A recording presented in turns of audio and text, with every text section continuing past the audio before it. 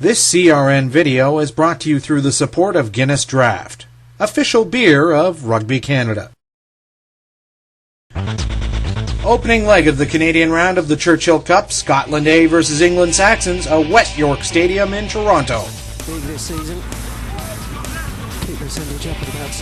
Third minute, Callum McRae gets the Scots on the board with a penalty, 3-0 Scotland. A few minutes later, looks like Chris Bell might be in for a try, but no, turns out the ball squirted out just before the line. It's that kind of day for England.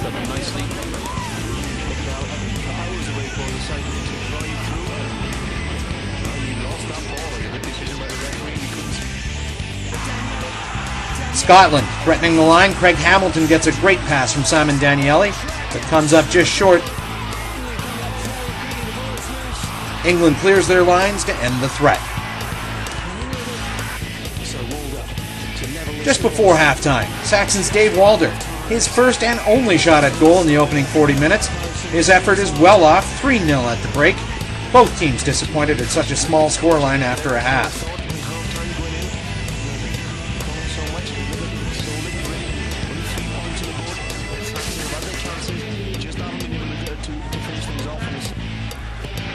Second half, McRae adds to the Scottish lead with another penalty, 6-0 to Scotland. Things getting tense on the pitch. Here is Dave Barnes and Mark Rennie saying hello. Much ado about nothing in the end.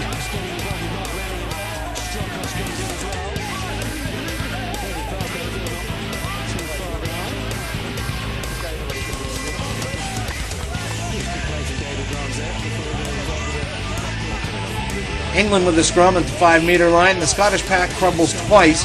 The referee Gary Wise not buying it. Listen in. Not one of them has collapsed. We've had two here hard on defence for you, and two have collapsed. I'm not buying into it, okay? You keep it up, or I'll be going under the sticks, okay? So the word has been set, true enough. Wise awards the penalty try. England with its first lead of the day, 7-6.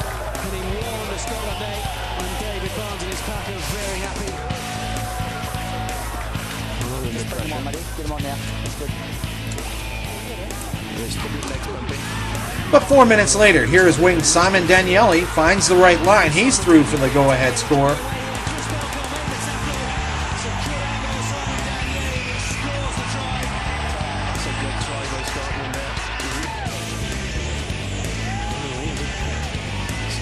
McRae adds the extras, 13-7 to Scotland.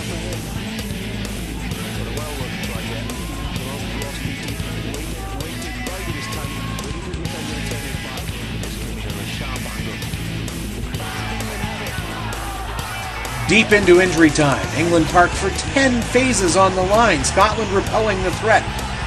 Are they across? Yes, the Y says it was held up. There is the final whistle. Scottish jubilation, English anguish. Scotland A with the huge victory. They could top Pool A unless Canada can pull off the upset win in Ottawa. Here is some reaction.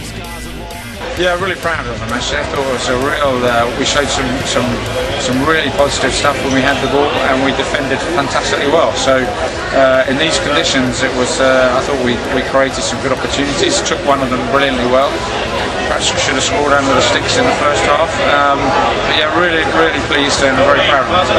It's quite a... Yeah, we said that, you know, we didn't want to give the England sort of pack an easy chance to create opportunities, and you know, I thought we defended the line out very well when they drove it at us. But you know, as you could see from the scrummage where they got a penalty try, they're a formidable pack. So we basically said, look, you know, let's and certainly when the weather went like it is now, let's not give them any chance to kick it in the corner and put pressure on us. So we just said let them have it, and we'll be really disciplined. And I was chuffed with that, because I think it was a significant factor in securing the win.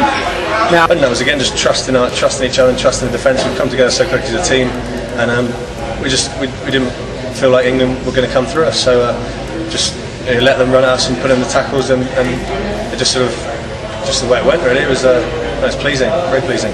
Most important words for us is belief, and we went out there believing that we could beat England today, and we came off having beaten them with a lot of passion and guts. And I think we'll go into Wednesday really taking the Canadians very seriously. They're a quality side, and we'll look to put in a good performance then, and we'll take each game as it comes, the old cliche, but Wednesday really important for us. If we want to make that final, we need to win on Wednesday. Well, I just think we didn't look after the ball first half, and we got penalised heavily for it. We spilled ball as well when we tried to play, and that's the enthusiasm of the players. I don't want to kill them for that, but it's just the understanding of how we look after the ball and how we play with the ball, you know, and be intelligent. I thought we created two very good chances right at the early doors, you know, and if we probably put those away, it would have been a little bit more comfortable for them to play with the ball in hand instead of trying to force it. But as I said, Test rugby, it's a learning curve, and they've got to learn from this experiences. Very well organised, and it showed they'd been working with the main team before they came out here. You know, you always expect a Scottish team to come at you, and they did that. And I think we could have maybe moved the ball away. We sort of would have walked it in, but at the time, you know, you're all focused around the ruck, and you're a yard out, and everyone wants to score the winning try. And unfortunately, it wasn't to be. I think we're in there half 80% of the time. In games like this, international games, you've really got to, when you're there, you've got to put the points on, whether it's a try or whether it's 3 points. You really need to put those points on when you're there, because you normally don't get the opportunity to be there that often, and we're there quite a bit, and we came away with nearly nothing.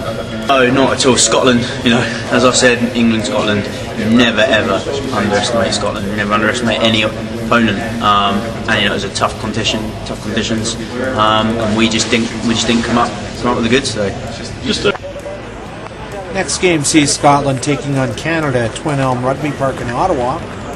Tickets from Ticketmaster.ca, RugbyCanada.ca, or Barclays Churchill Cup Rugby.com for the Barclays Churchill Cup tournament. Duck Cross reporting in Toronto.